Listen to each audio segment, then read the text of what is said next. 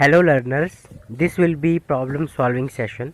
अब इस प्रॉब्लम में कहा गया है कि उस पॉइंट के कोऑर्डिनेट्स फाइंड करो जो ए और बी के बीच में जितनी भी दूरी है ना उसका 3/4 अवे हो। ठीक है, मतलब क्या है कि जैसे ये कोई ए पॉइंट है 3, 1 और ये कोई बी पॉइंट है हमारा जिसके कोऑर्डिनेट्स है -2, 5 और इनके बीच का डिस्टेंस जितना भी है ना उसका 3/4 डिस्टेंस पे हमारा पी पॉइंट है। पी पॉइंट जो है वो 3/4 डिस्टेंस पे है।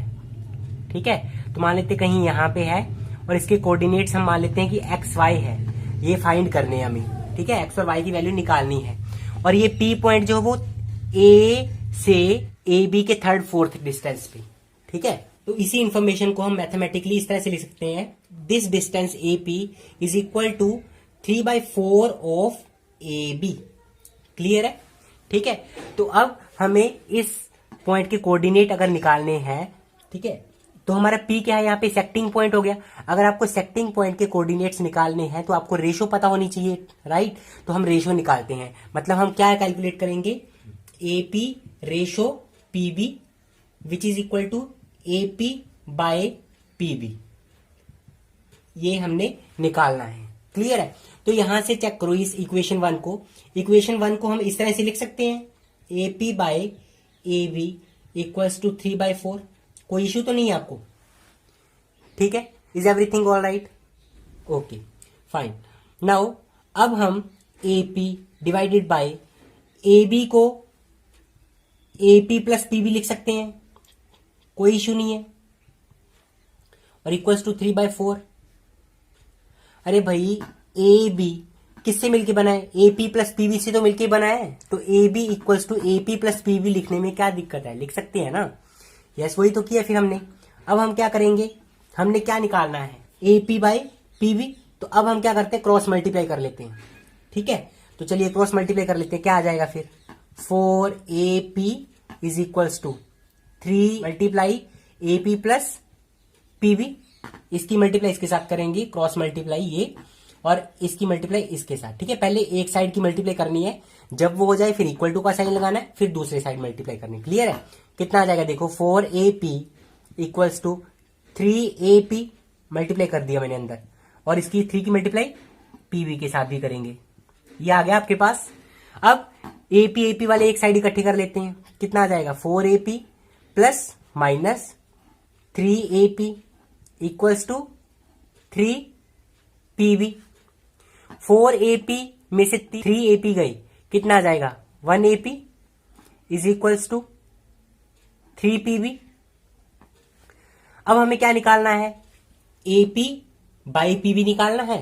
तो AP, ये PB इधर मल्टीप्लाई में इधर आके क्या हो जाएगा, डिवाइड में, इज इक्वल्स टू 3, और ये 1 यहां इधर मल्टीप्लाई में, तो इधर जाके क्या हो जाएगा, डिवाइड में। तो AP रेशो PB कितनी आ गई, 3/1। इसका मतलब ये पार्ट 3 है और ये कितना है, 1 है। ओके, तो अब क्या है, ये m की वैल्यू हो गई, ये n की वैल्यू हो गई। अब सेक्शन फॉर्मूला से एक्स वाई कोऑर्डिनेट तो बड़ी इजीली आ सकते हैं, कर सकते हो ना आप इसको। ठीक है, तो चलो फिर भी मैं आपको आइडिया से दे देता हूं। सेक्टिंग पॉइंट का एक्स कोऑर्डिनेट कैसे निकाल लेंगे, m x2 plus n x1 divided by m plus n। इसकी मल्टीप्लाई करेंगे इस x के साथ, ठीक है, और 1 की मल्टीप्लाई, मान लिया कि ये x1 y1 है और ये x2 y2 है। ठीक है, उसके बाद बस फिर अब वैल्यूज रिप्लेस कर दो। यहाँ पे m की वैल्यू है 3, this is m and this is n। So m की value 3, x2 minus 2 plus n is 1, x1 is 3 divided by 3 plus 1, कितना आ जाएगा, -6 plus 3 divided by 4 which gives us -3/4। अब हिस्सा कितना है सेक्टिंग पॉइंट का, -3/4। इन द सिमिलर मैनर अब इसी तरह से y की वैल्यू भी निकल जाएगी। ओके, आप कर लोगे, इसी तरह से y आ जाएगा, y is equals to my2 plus ny1 divided by m plus n। m की वैल्यू बोलो कितनी है, 3, y2 कितना है, 5, ओके, और n कितना है, 1, y1 कितना है, 1 divided by m plus n। y की वैल्यू कितनी आ जाएगी, 3 5 जा 15 plus 1 divided by 4, 16 by 4, y की वैल्यू कितनी आ गई 4। तो इसका मतलब the ordinate of the secting point is 4 and the abscissa of the secting point is -3/4। Okay, now this is an interesting question है, सुनो इसको। कहते हैं कि डिस्टेंस फाइंड करना है P पॉइंट और उसकी रिफ्लेक्शन के बीच में, अगर इस P पॉइंट को x एक्सिस में रिफ्लेक्ट किया जाए। ठीक है, ये हमारा कार्टेशियन प्लेन है। ओके, ये x डैश और ये y डैश। यहां पे आपको पता है ये जो क्वाड्रेंट होता है ये फर्स्ट क्वाड्रेंट है। ठीक है, और ये सेकंड क्वाड्रेंट होता है और ये थर्ड क्वाड्रेंट होता है और ये फोर्थ क्वाड्रेंट है। ठीक है, फर्स्ट क्वाड्रेंट में x की वैल्यू और y की वैल्यू दोनों पॉजिटिव होती हैं। ठीक है, यहाँ पे x की पॉजिटिव वैल्यूज होती है ना, यहाँ पे भी y की पॉजिटिव वैल्यूज होती है। तो ये वाले क्वाड्रेंट में x की वैल्यूज भी पॉजिटिव, y की वैल्यू की वैल्यूज भी पॉजिटिव। इस वाले क्वाड्रेंट में क्या होता है, यहाँ पे x की नेगेटिव वैल्यू आती है तो x तो नेगेटिव होता है, y की वैल्यू यहाँ पे पॉजिटिव इस वाले क्वाड्रेंट में। थर्ड क्वाड्रेंट में x भी नेगेटिव और y भी नेगेटिव, और फोर्थ क्वाड्रेंट में x positive but y negative. तो देखो यहाँ पे ये पॉइंट कितना है -3 5, तो x की वैल्यू नेगेटिव किस साइड होती है, लेफ्ट हैंड साइड में। तो यहाँ पे मान लेते हैं कहीं पे -3 पॉइंट यहाँ पे है। ठीक है, और 5 y की वैल्यू 5 पूछ रहे हैं, तो y की वैल्यू पॉजिटिव कहाँ होती है, ऊपर ना, अप। सो यहाँ पे मान लो 5 कहीं यहाँ पे है, ये 5 है। ठीक है, तो अब यहाँ पे -3 5 अगर आपको पॉइंट ढूंढना है तो आपको क्या करना पड़ेगा, इन दोनों में से आपको परपेंडिकुलर ड्रॉ करना होगा, और जो परपेंडिकुलर जहां पे इंटरसेक्ट करेंगे वहीं पे क्या होगा, हमारा ये पॉइंट मिलेगा -3 5। ये P पॉइंट है। मान लो आपने यहां पे एक मिरर रख दिया। ठीक है, अब क्या होगा, उस मिरर में इस P पॉइंट की इमेज बनेगी, और मिरर में जो इमेज बनती है उसकी एक प्रॉपर्टी होती है कि जितना डिस्टेंस मिरर और इस ऑब्जेक्ट के बीच में होगा उतना ही डिस्टेंस मिरर और इमेज के बीच में भी होगा। ठीक है, तो इसका मतलब क्या है, जितना डिस्टेंस ये है उतने ही डिस्टेंस पे इमेज इधर बनेगी ना, क्योंकि मिरर के अंदर इमेज जो है वो पीछे बनती है उसके। तो मिरर अगर यहाँ पे रखा है हमने तो इमेज उसके पीछे बनेगी यहाँ पे। ठीक है, मिरर में जब इमेज देखते हैं तो ऐसे लगता है ना भी शीशे के पीछे बनी हुई है, अंदर शीशे के। ओके, और ये हमारा P डैश पॉइंट हो गया। ठीक है, और जो इस तरह की इमेज होती है ना उसको हम वर्चुअल इमेज बोलते हैं। ठीक है, वर्चुअल इमेज होती है वो। तो हमने एक्स एक्सिस पे रिफ्लेक्ट कर दिया इसको, ये हमारा P डैश पॉइंट हो गया। अब इनके बीच का डिस्टेंस निकालना है, मतलब ये P डैश निकालना है। ठीक है, इसको करने के दो तरीके हैं। पहला तरीका क्या है कि हम डिस्टेंस फॉर्मूला का यूज करें, दूसरा तरीका क्या है कि हम सेक्शन फॉर्मूला का यूज करें। क्लियर है, तो पहले हम डिस्टेंस फॉर्मूला से करते हैं इसको। तो क्या है, देखो ये जो पॉइंट है ये, इसके कोऑर्डिनेट्स आप निकाल सकते हो, यस और नो। चलो मैं बताता हूं, चलो बताते हैं कैसे निकालने हैं। देखो ये वाली लाइन जो है ये एक्स एक्सिस की लाइन है, इस पे y कोऑर्डिनेट क्या होगा 0, तो इस पॉइंट के कोऑर्डिनेट क्या होंगे फिर -3, और y की वैल्यू कितनी हो जाएगी 0, तो इस पॉइंट के कोऑर्डिनेट कितने हो जाएंगे -3 0, और इस पॉइंट के कोऑर्डिनेट कितने हैं -3 5।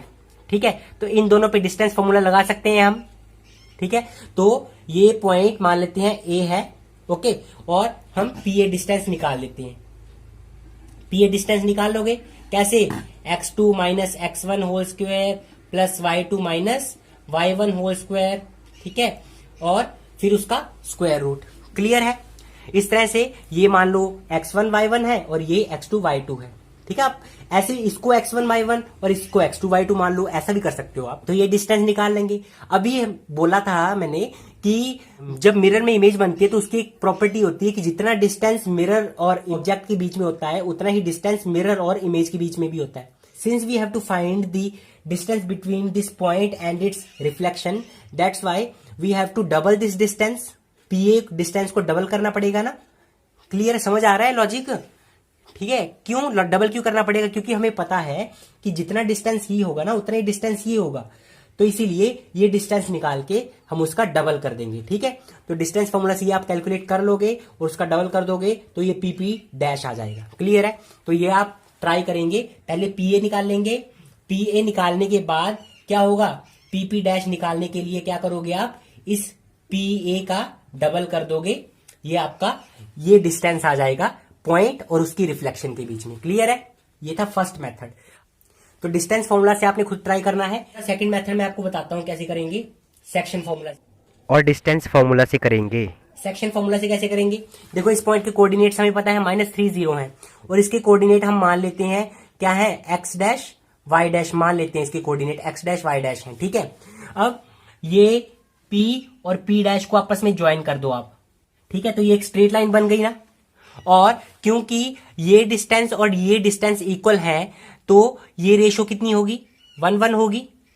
क्लियर है, समझ आ रहा है। मान लो अगर ये 2 है तो ये भी 2 होगा, और रेशो अगर निकाल लेंगे तो 2:2 कितना होता है, 1:1 ही तो होता है। ठीक है, तो दैट वे मैं कह रहा हूं कि ये 1 1 है ये। ओके, अब देखो ये m की वैल्यू हो गई, मान लो ये m हो गया, ये n हो गया, ये हमारा x1 y1 x2 y2, और ये हमारे सेक्टिंग पॉइंट के कोऑर्डिनेट क्या होते हैं, x y। ओके, बड़ी इजीली निकाल सकते हो। ठीक है, यहाँ तो क्या करो, सेक्शन फॉर्मूला लगा दो, या फिर मिड पॉइंट फॉर्मूला भी लगा सकते हो आप यहाँ पे, क्योंकि रेशो 1 1 है। तो मैं मिड पॉइंट फॉर्मूला लगाता हूँ यहाँ पे। ठीक है, x मिड पॉइंट फॉर्मूला क्या है, the x coordinate of the secting point will be equal to x1 plus x2 divided by 2। अब ये सेक्टिंग पॉइंट है हमारा, ये स्ट्रेट लाइन है, उसका सेक्शन कौन कर रहा है, ए पॉइंट, तो ये सेक्टिंग पॉइंट है। x की, अब ये x की वैल्यू बताओ कितनी है, -3। -3 इज इक्वल टू x1 कितना है, -3 प्लस x2 कितना है बोलो, x डैश, इसकी तो वैल्यू निकालनी है हमें, डिवाइडेड बाई 2। 2 डिवाइड में है, उधर जाके ये मल्टीप्लाई में हो जाएगा, तो कितना आ जाएगा, -3 multiply 2 is equal to -3 plus x dash, यहां से x dash -6 is equal to -3 plus x dash आ जाएगा। ठीक है, और फिर x डैश की वैल्यू कितनी आ जाएगी, -6, और ये इधर माइनस में है ना। ठीक है, और ये इधर जाके प्लस में हो जाएगा, तो कितना आ जाएगा, x dash is equals to -3। p dash के कोऑर्डिनेट कितने आ गए, -3, अभी y कोऑर्डिनेट आपने निकालना है। ठीक है, तो y कोऑर्डिनेट निकालने के लिए हम क्या करेंगे, सेम मिड पॉइंट फॉर्मूला लगाएंगे। y is the ordinate of this secting point, y1 plus y2 divided by 2। y की वैल्यू तो है पता है हमें कितनी है, 0 इक्वल्स टू y1 कितना है बोलो, 5 प्लस y2 हमें निकालना है y dash divided by 2। Cross multiply कर दो आप। ठीक है, कितना आ जाएगा, 0 equals to 5 plus y dash, तो यहां से y डैश की वैल्यू निकालो, कितना आ जाएगा, इधर ये +5 जो है प्लस में है, इधर आके माइनस में हो जाएगा, तो y डैश की वैल्यू कितनी आ जाएगी, -5। ओके, समझ आ गया होगा आई थिंक आपको। ठीक है, Now coordinates of point P dash are known, so we can apply distance formula between points P and P dash to find distance. Try it by yourself, it will be fun. ये बड़ा conceptual question था। ठीक है, ये उसी type का एक दूसरा क्वेश्चन है। ठीक है, इसमें भी आपको डिस्टेंस फाइंड करना है।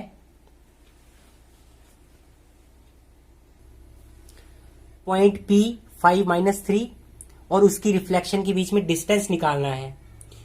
अगर इस पॉइंट को इस पॉइंट में रिफ्लेक्ट करना किया जाए तो, ठीक है, क्या मतलब है, सुनो, ये हमारे पास हमारा कार्टेशियन प्लेन हो गया, coordinate system, X axis, Y axis, X dash, Y dash. देखो अब ये P पॉइंट 5-3 है, तो 5-3 कहां मिलेगा, एक्स पॉजिटिव और वाई नेगेटिव है, तो एक्स पॉजिटिव यहां, वाई नेगेटिव यहां, तो यहां इस वाले क्वाड्रेंट में मिलेगा ये पॉइंट। ठीक है, तो x की वैल्यू 5 मान लेते हैं कि यहां पे है 5, और y की वैल्यू -3 मान लेते हैं यहां पे है, तो इन दोनों पॉइंट से हम परपेंडिकुलर ड्रॉ करेंगे, तो जहां पे ये दोनों पॉइंट मीट करेंगे वहां पे क्या होगा, ये पॉइंट हमारा होगा 5-3। ठीक है, ये पॉइंट कितना है, 5, 0, और इस पॉइंट के कोऑर्डिनेट्स कितने हैं, 0, -3, क्योंकि इस वाली लाइन पे x की वैल्यू 0 होती है, x कोऑर्डिनेट 0 होता है, इस लाइन पे y कोऑर्डिनेट 0 होता है। क्लियर है, तो इसलिए यहाँ पे y की जगह 0 आया, यहाँ पे x की जगह पे 0 आया। अब क्या करना है, इस पॉइंट को इस पॉइंट में रिफ्लेक्ट करना है। ठीक है, अब ये पॉइंट ढूंढो फिर कहाँ है, x की वैल्यू यहाँ पे नेगेटिव है, तो नेगेटिव वैल्यू तो यहाँ पे होती है, और y की पॉजिटिव, y की वैल्यू पॉजिटिव यहाँ पे होती है। ठीक है, तो x की वैल्यू देखो नेगेटिव यहाँ पे है, -1 मान लेते हैं, -1 यहाँ पे है, और y की वैल्यू 5 मान लेते हैं कि यहाँ पे है लगभग। ठीक है, तो अब इन दोनों में से हम क्या करेंगे, यहां से परपेंडिकुलर ड्रॉ करेंगे। ठीक है, जहां पे परपेंडिकुलर मीट करेंगे वहां पे हमें ये पॉइंट मिल जाएगा -1 5। ओके, अब क्या करना है, इस पॉइंट को इसमें रिफ्लेक्ट करना है। मतलब क्या है, मान के चलो कि यहां पे एक छोटा सा मिरर लगा हुआ है, बिल्कुल पॉइंट साइज्ड मिरर लगा हुआ है, तो उस मिरर के अंदर इसकी इमेज आएगी। हमारा ये ऑब्जेक्ट हो गया इस केस में, ये जो पी पॉइंट है ना, ये हमारा ऑब्जेक्ट हो गया। अब यहाँ पे जो मिरर लगा हुआ है, मिरर मान लेते हैं कि एम है यहाँ पे, तो इस पी पॉइंट ऑब्जेक्ट और मिरर के बीच में जितना डिस्टेंस है उतना ही डिस्टेंस क्या होगा, मिरर और इमेज के बीच में भी होगा। तो इमेज मान लेते हैं वो यहां पे है पी डैश, ठीक है। उतना ही डिस्टेंस क्या होगा, ये होगा। जितना डिस्टेंस ऑब्जेक्ट और मिरर के बीच में होगा उतना ही डिस्टेंस क्या होगा, मिरर और इमेज के बीच में होगा। क्लियर है, ठीक है। तो इसको आप ट्राई करना। ओके, इसी तरह का सम मैंने पहले करवाया है ना, अभी पिछला सम इसी टाइप का तो था, ठीक है। तो इसको आप ट्राई करेंगे, मैंने आपको आइडिया दे दिया है कि क्या बोल रहे हैं इस क्वेश्चन में, आप ट्राई करिए। आपको पॉइंट और उसकी रिफ्लेक्शन के बीच में डिस्टेंस फाइंड करना है। Okay, thank you for watching the video. Keep learning.